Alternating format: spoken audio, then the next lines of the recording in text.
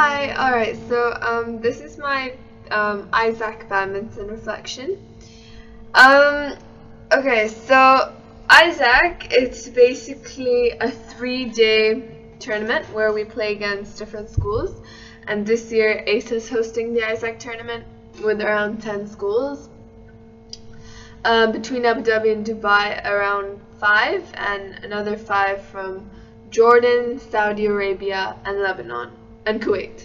So today was the second day, yesterday was the first day, and tomorrow's the last day. Alright, so yesterday we played, ASA played 4 schools. To remember the schools exactly off the top of my head I can't, but I remember playing ASK, the American School of Kuwait, AISJ, the American International School of Jordan, BBS, I think the British School of Kuwait, and another school which I can't remember. And today we played the 2 hardest schools, or rather the two other best schools that play badminton really well, which was oh my god, I can't remember the initials of, the abbreviated name of the school. Anyway, they were the ones from Lebanon and the one from Kuwait. Yeah, so yesterday, since ASA played a total of 4 schools, we played over 17 matches, around 17 matches. Yesterday was really good for me because I won the 3 singles games, best 2 out of 3, and all my doubles games. So overall I won 16 sets yesterday out of 17 sets, and I lost the 17th. I lost my last game at the end, which was unfortunate, but I was running out of stamina and kept falling over, so I was lacking the energy needed to push through. Today didn't go as well for me because I actually had an IB bio lab due this morning, so I had to stay up finishing the majority of it. So with 2 hours of sleep, I still played my games today, but out of the 4 that I played, I won one school. So sorry, out of the 3 schools that I played, I won one of the schools. The other 2 were the really good ones. I could have beat one of them, but when you lack stamina, everything just starts falling apart. But you win some, you lose some, so I guess it's not too bad. Tomorrow we have easy games actually. We have UAS from Dubai, and we have Al Nahda. So they're not too bad. I was able to beat both the schools when I played with them in the inter-school matches, so they're not going to be too bad. Looking forward to it. I think, or I believe, that ASA has a really close chance at getting first place, but with ASK and BBSK, it's not as easy because they're pretty good players. They train quite a bit, so the skills they have are quite strong. So if it's anything, ASA should get 3rd place at least. I really hope so. I guess a trophy is enough for all of us because we've put in a lot of dedication and hard work into it. Now, yeah, after the games tomorrow we have the closing ceremony, so that's when we give out medals for the best players that won all their singles games, the players that won all their doubles games, or just a count off of how many doubles games or singles games or mixed doubles games you won. You would get a medal for that in comparison to the other players, of course. So for doubles, I'm really hoping my partner Jean and I get a medal, because so far we've only lost 1 or 2 doubles games out of 6 schools, so best 2 out of 3. So I think we have a good chance, but it's always unpredictable. Anyway, overall, so far, I'm really proud of us. We've done really, really well. Varsity girls have been doing way better than the varsity boys, which is quite ironic. But I'm really proud of us. Even though we didn't get to practice a lot of times during the week, just twice a week we had training, but I wasn't expecting us to do so well yesterday. But just winning 16 of my sets, I mean, I was I still am satisfied with that. So I'm proud of myself for doing so. I think that a lot of these players, they play really. Some of them are really friendly, even though they're competitive. Like, they have the good sportsmanship, but some players, they have the skill, they have the talent, but they don't know how to interact with other schools. You know, you can still be competitive, you can still want to win, even though that's your end goal, but there's an extent to which you keep a distance and, you know, being close to your opponent. You don't have to be completely rude, but like, I asked in the singles game, I won the first set, and we were playing the second set. I lost my stamina, but I asked her. I took the lead.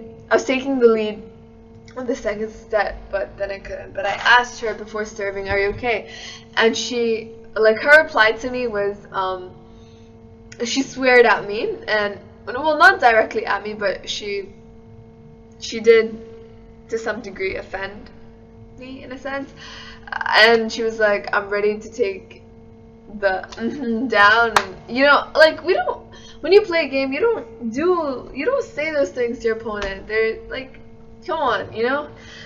So I guess for global importance and ethical implications as part of the IB objectives, I mean, we're placing players that don't have that ethical value that is needed to, you know, have the sportsmanship to have sportsmanship present. But all in all, we did fairly well. I really exerted myself completely to where all my muscles are, like, gone. The amount of I actually developed my skills in this tournament more than I did in practice, because I could do overhead clears that were, like, so far away, which was amazing actually, and I was smashing really well. So I think yesterday, when I felt determined that, you know, we had to get the medals, we had to get the trophy, and we had to, like, I mean, we're hosting the tournament, so we should win something. So I think so far we did a pretty good job. Anyways, we still have one more day to go. Hopefully that goes well for us, but if not, it's alright. I mean, you win some games, you lose some games, but all in all, it's about just developing your skills, having a great time, and enjoying the sport you play, meeting new people, and so on. Some of the matches I had, oh my god, one of them was it was so intensive. Like, it was, I mean, sorry, that didn't even make sense. I mean, it was so intense, like a really hardcore game. This girl and I, because we're varsity C2, so she kept moving me around the court. So she would place birdies in the corner, and I would have to keep running, and then I would do the same to her. So every 30 seconds, both of us would be like, just stop, we need to catch our breath. And I was so happy because I don't know what happened, but I just had this adrenaline rush, and I won that game. I couldn't believe it. But I realized that if you have self-determination and you're motivated to excel, like, you can do it. Even though you're running behind on points, if you have the dedication to the sport and the goal that you want to achieve, anything is possible. Like Vijay, he's one of my classmates. He was playing a game with one of the best schools today, actually, and he was in the lead 13-3 for the first set, but the other guy picked up and won, I think 15-13 or 15-14. So I guess in the opponent's mind, if he really wanted that medal for winning all his singles games, you know, I'm sure he would have just, like, had the thought and just did it. I don't know how, but I guess everyone's different and we all have different motivation levels. But it's crazy to see how some players play, the strategy they use. The doubles game I played today, I actually learned something on how to communicate with my partner without actually verbally talking to them. Interestingly, before you serve your match, if you put your hand behind your back and you go and you do this, that means that you're going to serve long. So then your partner knows if that's a good idea or not. So she could be like, yes, that's okay, no, that's not okay. And the person that's about to serve would know, or would like realize that, okay, maybe that's not the right serve to do at this point of time, and would switch it to a short serve.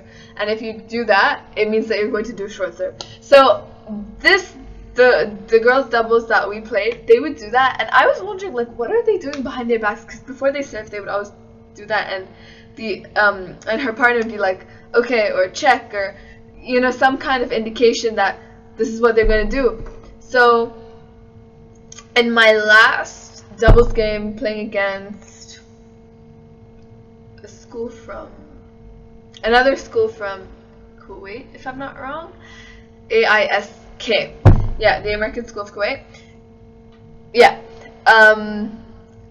Jean and I, my doubles partner, we tried doing that and it actually really works. So just watching other players and their strategy, you can learn from that as well and use it in your game. So overall, I mean, I learned so much. It's kind of hard to talk about all the different things you learned because obviously I don't remember it all right now, but I'm really proud of Asa. This year we're doing really, really well, so it's going good. It's going pretty well. Hopefully we pick it up tomorrow as well and are able to get either the first, second, or third trophy. I really hope so, and perhaps a doubles medal if it's in our luck. So yeah, so thank you, and I hope you enjoyed listening to my experience of the Badminton ISAC tournament. Bye!